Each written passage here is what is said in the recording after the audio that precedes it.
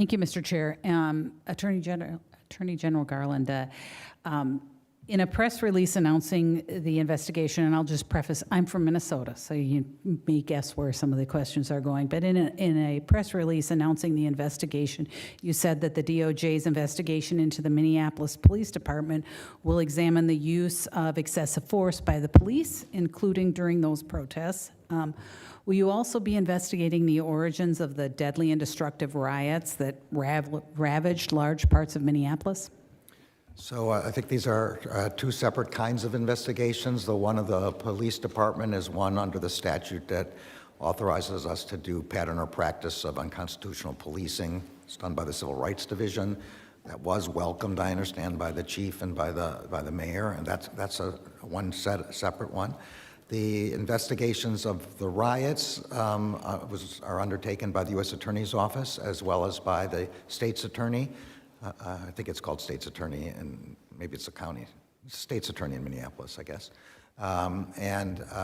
Those are two separate sets of investigations. So you will not be, so your department, DOJ, will not be investigating that? The U.S. Attorney's Office, to the extent there were federal crimes, has been investigating those crimes. I don't know, I have no idea where the... DOJ will not be Not Main Justice, I don't believe so, no. Okay, but during the riots following the the death of George Floyd, dozens of people were injured, countless small businesses, churches were damaged, a police station was burnt down, a post office was burnt down, looted and damaged all over, and thousands of people had to flee Minneapolis to avoid the violence.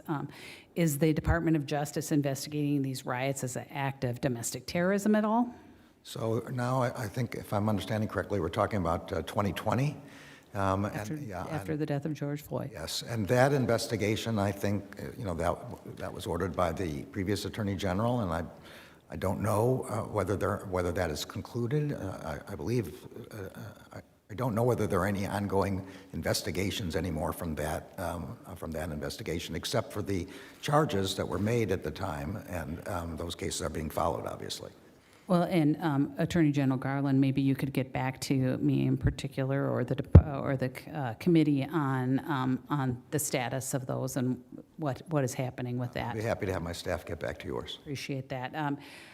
Yeah, and I wanted to focus a little bit on the third police precinct that was burnt down and still has not been rebuilt. Police officers don't even know if they're going to have a job in a few weeks, given the resolution that's in front of the body. They have a resolution, and you're probably not familiar with it, but they don't even know if they're going to have a job because they may be defunding the police in Minneapolis.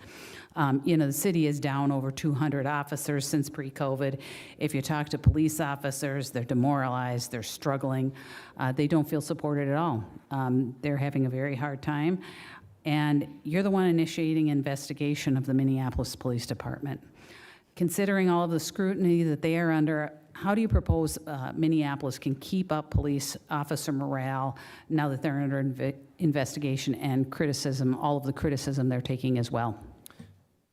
Well, let me say first on the defund police issue, the department does not support defunding the police, nor does the president. So we've asked for more than $1 billion, a major increase in funds for local police departments. And sir, I didn't imply you did. I just wanted you to understand the context of the question because it's in front of the Minneapolis residents right now. I do.